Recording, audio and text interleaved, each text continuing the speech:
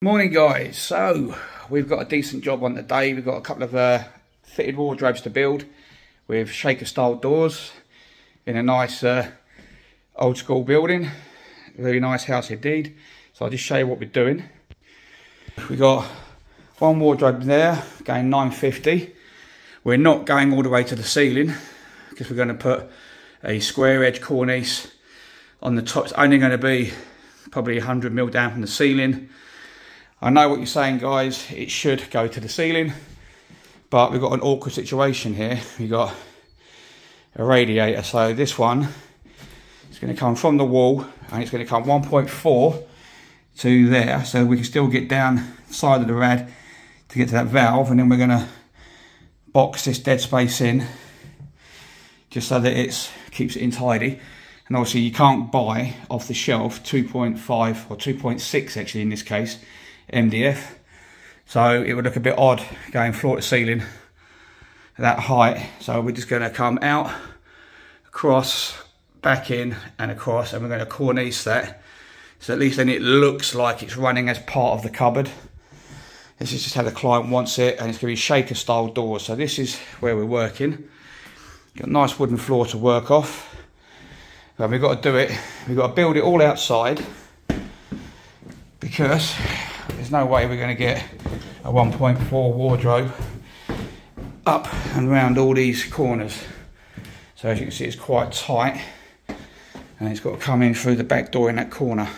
So what we've got to do is basically assemble them all outside, get everything cut, assembled, dry fitted, which is what we've already started doing. Our working area, and I stay for it. So we've got 6mm back panels, we've already cut the sides, top, bottom, both the cupboards. So we're going to router those up now. Don't forget guys, when you're doing your cutting, get yourself some of these adjustable measuring sticks. I've got 3 of them, they're 3 different sizes. That way, when you're doing your cuts, let me just show you, I've got to find one of my bloody tracks. Where's all my tracks gone? There's one. So when you're doing your cutting, and you want accurate, repeatable cuts, you can literally set these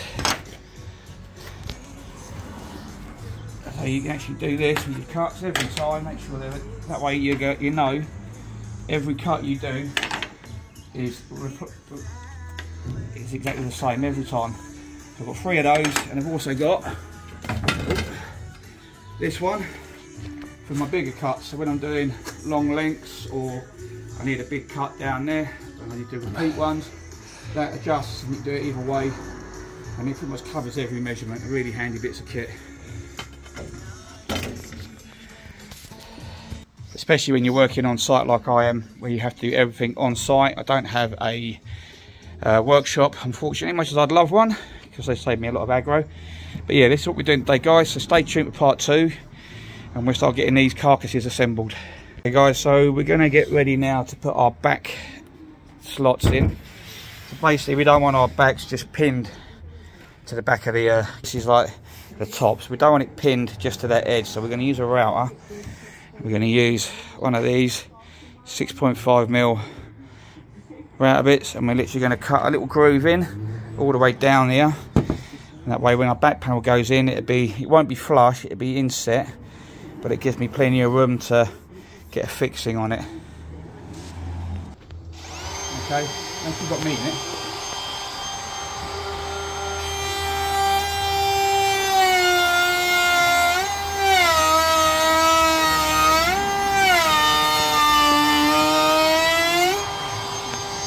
so we're going to do that on all of our outsides of our cabinets, and our 6mm boards which are over there, we're going to sit in that, and then we can pin them in and get a nice pin on it. Okay, so we've now got all our sides and our tops and bottoms all routed out for the back panel. There's 2 reasons for doing this. One, it helps to square the wardrobe up, make sure everything's done nice and square, because if you get a nice tight measurement between your walls of your wardrobe and your back panel goes in at 6mm nice and square, it just squares it up for you nice and easily. So that's the main reason for doing it. And the other reason is you get a much better fixing. You can glue, you've got 2 edges to glue to rather than 1. So that's just how I like to do mine. So now we're going to use my dowel drill. We're going to put two dowels here, two dowels there. That just helps to locate everything in nice and square, and then we'll pile it and drill it all together. We're getting there, guys. Don't forget to stay tuned. Don't forget to subscribe to my YouTube channel. We're nearly up to 1,000 subscribers, so if we can get that boosted up, that will really help me out. Don't forget, guys, like, share, follow and subscribe, and I'll see you in a minute. Okay, so now we're going to do our dowels, and we're going to use my dowel drill. Now this is a handy bit of kit. It's very similar to a biscuit joiner, but instead of biscuits it does dowels. And we're literally just going to put two top and bottom on all of our sides and bits and pieces, so it just helps put it all together. It's everything line up nicely, and then we'll pile it and screw it all together and glue it. Just helps make things nice and solid for us, guys. What we're going to do, guys, we're going to line it up to the end there like that, so nice and square and plumb. And same at the other end.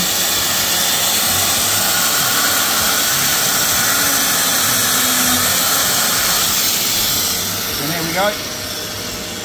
We've got dowels, so we're going to do that on all our sides, and then obviously on the tops we will go in that way on the tops, and then they'll all dowel and they should all line up nicely.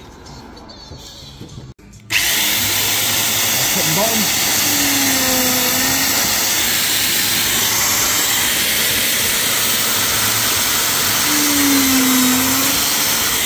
That side.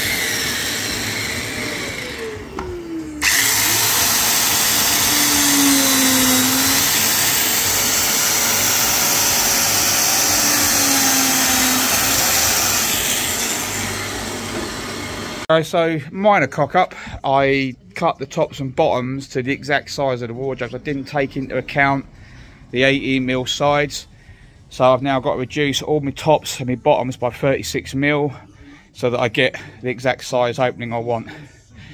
It is what it is. I just got to trim them all down and then re-dowel one end of it, so that's what we're doing now. So I'm taking off 36mm now, guys, like I just said, so we're going to trim the ends up by 36mm and then just re-dowel them. To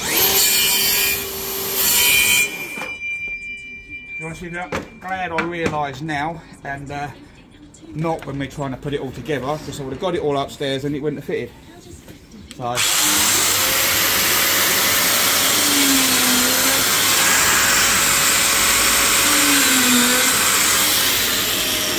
okay, guys, so we've now built our first carcass. We've got the sides glued, the back panels in, and it's just been put in place. Come in a minute, Ella. Ella's just in there cleaning off the glue from the inside. So, there she is. We've got to put a filler in there, filler down that side, cornice on the top, a shelf in, and then that's just ready for doors, and obviously a bit of fill the bottom in. But yeah, she's looking good. We're getting there. Don't forget, guys, like, share, follow. I'll see you soon. Bloody hell, it's hot today. I'm not complaining, I love the sun, but Jesus, working in it, not pleasant. But just a little update on how we're getting on with these two fitted wardrobes. I may have missed a little one with the assembly side of it, but you get the gist. That one's in, levelled, top shelf is in with all that's all in there nicely. We've got a back brace in now, and then we've got this one, it's a big double. We've got a middle support, we're just putting in our top shelves. We've got another one to go in now. And then it's all levelled on the adjustable feet. Like I said, we're going to have a decal panel here. It's going to come back and then come back that way, because the client doesn't want that as a dead space, but she needs access to the valve on the radiator. So we don't want to block the heat from the rad too much, so we've gone as big as we dare go with that. But that's how we're doing today. So we're going to get that shelf in, get this unit, get that bit in there, fixed in down that corner, so that we can do our decal panel. I'll show you what we're doing with that in a second. Don't forget, guys, like, share, follow, subscribe to my YouTube channel. That's a big one. Cheers, guys. Bye bye. Oh dear, what a day. Sweating my bollocks off. Okay, guys, so it's the end of the day. It's nearly 4 o'clock. We're going to call it a day. We're not done badly. The wardrobes are basically in. We've just got the fillets, decors, cornice and doors to do. Should do that tomorrow, no problem at all. So this is where we're at. So we've got that bit in, ready for our decor panel to go to it, similar to this. So that is what it'll look like when it's done. Obviously there's another MDF bit in there, filling the gap in. This has been level, this is now rock solid. We've got a fillet panel that side. We've got our 20mm gap for our doors to sit on. We've got another one to do here. And then we've got to do the fillet in and around there so you can get to a stop tap for the radiator. And then obviously we've got plimps and then cornice, 4 hanging rails. But yeah, we're getting there, guys. We're not done badly today. Up and down these stairs and around all these corridors and but yeah, it's sort of work I like doing, getting stuck into something. So don't forget, guys, like, share, follow, subscribe to my YouTube channel, and I'll see you soon. Morning, guys. Excuse the hair, it's a bit of a mess this morning. So it's day 2 on our fitted wardrobes. It's been a slight change of plan, but nothing drastic. So we're not boxing this in now. We're just going to put a decor panel on that, and then she's going to put some coat hooks or hangers up there just so she can hang all her dressing gowns and that up there. Basically get them off the back of the door, just makes it a bit tidier for her. And then I said I could always come back later on and we could put some sort of shelving in there or something, because I just won't have time today to get all that done now. But yeah, happy days. Makes my life a little bit easier for today anyway. So guys, stay tuned for whatever part we're on now, and I'll speak to you soon. Okay guys, so a little tutorial on scribing in your decor panels like this. I'm doing one in front of me at the moment, so I've already pencil marked it up, but I'll just talk you through it. In this case, because this isn't a finished edge, it doesn't matter, it can be whatever size I like. So I've got a good overhang here. It was just a random off-cutter board, so we're just going to use, I've already leveled it or plumbed it and then clamped it, and then I've pencil marked the bottom and then cut the bottom, so that is now sitting nice and flush to the floor, and that board is nice and plumb. I've put a provisional screw in just to hold it. So what you're going to do is you're going to get a compass like this, and you're going to set that compass to the deepest gap. I've gone slightly over because, like I said, I've got a lot of excess to work with, so I've gone slightly over. And then what you're going to do is carefully use your compass, start from the bottom, you're going to work your way up, and you're going to try and replicate this pattern all the way up, and then you're going to cut that off, plane to that pencil line and jigsaw that out, and then you should get a nice tight scribe like that one on the other side. And then once that's done, we're going to come up, we're going to test fit it, and if we're happy, we will put a pencil line down this edge, and then we will add 20mm, and that 20mm is for 80mm for your door and a 2mm adjustment for your hinge. Should be all you need, and then that will be perfectly fitted, just like that one is there, with my 20mm gap for my doors all the way down. Don't forget, guys, like, share, follow, subscribe to my YouTube channel, and I'll see you on the next one. We're doing, guys, so just a little tutorial on how to cut plinths when you've got an uneven floor and your fitted wardrobes. Even for your kitchens, it works all the same. This is how I do them. I've cut a bit of board slightly longer than what's needed, because I need my plinth to sit flush with the bottom. So I've measured from the floor to roughly the centre at both ends, gone with the biggest measurement. I'm using the U-scribe jigs. You screw on the back like that, so it gives me a little clearance there, and then what you do is you get a bit of the material you need to scribe in, put that on the floor, and you're literally gonna, it's alright, trying to do this one-handed, it's not the easiest thing in the world to do. And then you're literally gonna scribe that like that. So that line there is now what I need to cut off to get my floor scribed in. And if you've done it right, it should look something like that. And that's not fitted yet, it's just put in place, it's not pushed under the unit. So what we're going to do now, we're going to glue a piece of scraps at the back, which will allow us to put fixings in. So that's our back piece now screwed on. So now that's going to go under there, like so.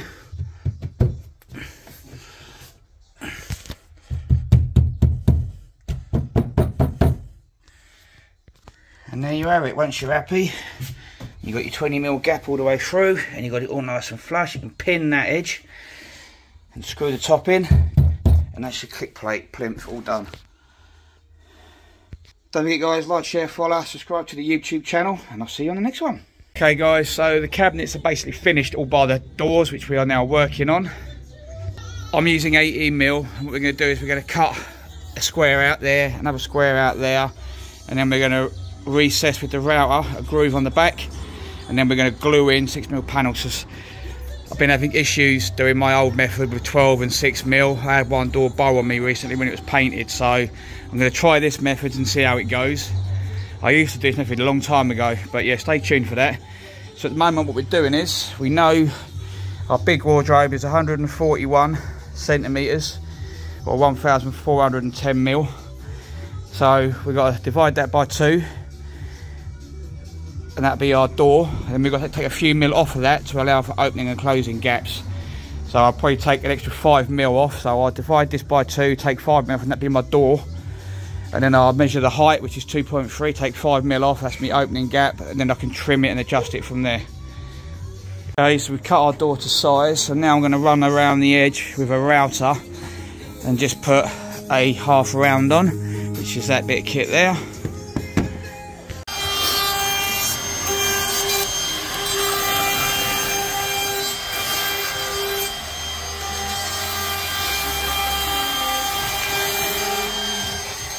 Fucking step.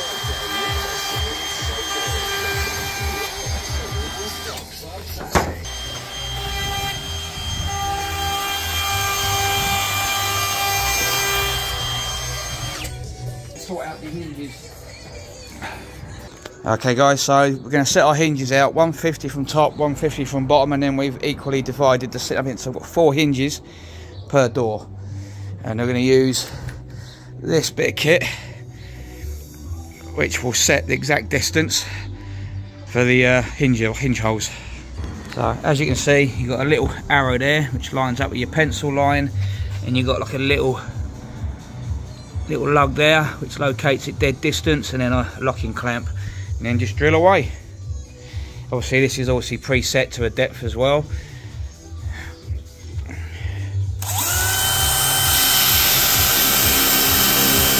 There you go guys, perfect hole.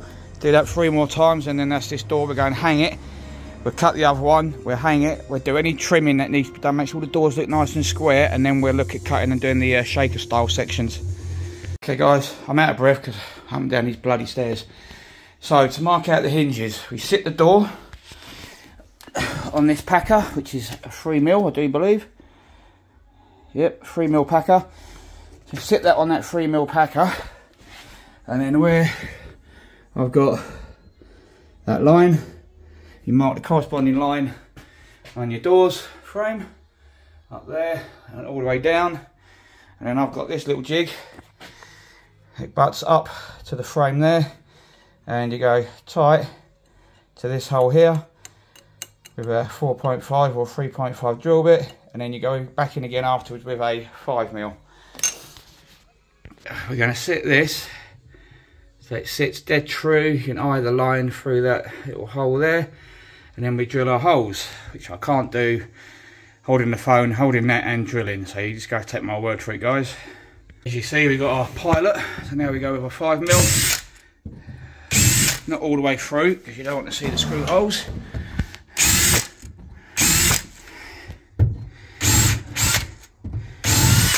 Give you a clean packer off. Right. Okay, so sit your door back on your packer, your lines should all line up, and your hinge should then line up for the hinge holes. So all the doors have been fitted, trimmed and all squared up, it's looking nice. Now we're just going to do the shaker style, and I'm just going to show you the way I'm doing it this time. This is the first time for me. I used to do small doors this way, but I've never done the big ones this way. But yeah, we'll see how it goes. So this is what we're doing. Using 18mm, we're going to cut the squares out, and then we're going to use the router wherever it's hiding up here with this bit on it again on the back, so that we recess it all the way around, and then we're going to stick 6mm panels in from the back, and then we're going to run the router up these lines to give it that shaker look afterwards.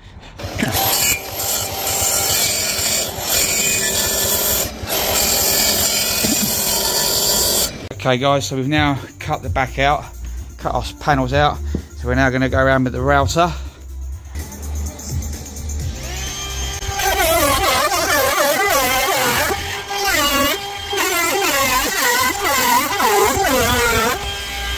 And there we go guys, that's all now routed out. We're going to square them corners up, put our 6mm panels in, and we're getting there. Alright, so we've now just chiselled these out, chiselled the corners out, got them square. Now we're going to cut the 6mm panels in, glue them in, and then we can do the finished decor piece on the front. Okay guys, so our panels are now cut, so we're just going to mitre fast them in here, get loads of glue in there, loads of activator, get them in there nice and solid. I'm not being shy, I'll get plenty in. This will spread quite wide. Make sure I get plenty of glue in there. I don't want to be an issue with these panels. Well, so I've not done it this way on these size doors before. I've done it on smaller doors. But you've got to try these things sometimes.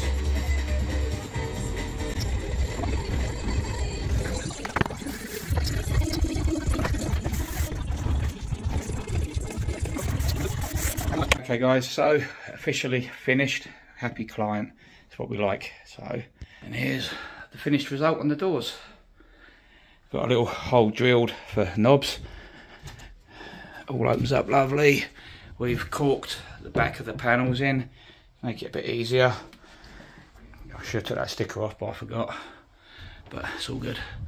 They all shut beautifully. And this one as well. All looking very nice. And all the hanging space you could ever want. That's it, job done for another day. Don't forget guys, like, share, voila, see you soon.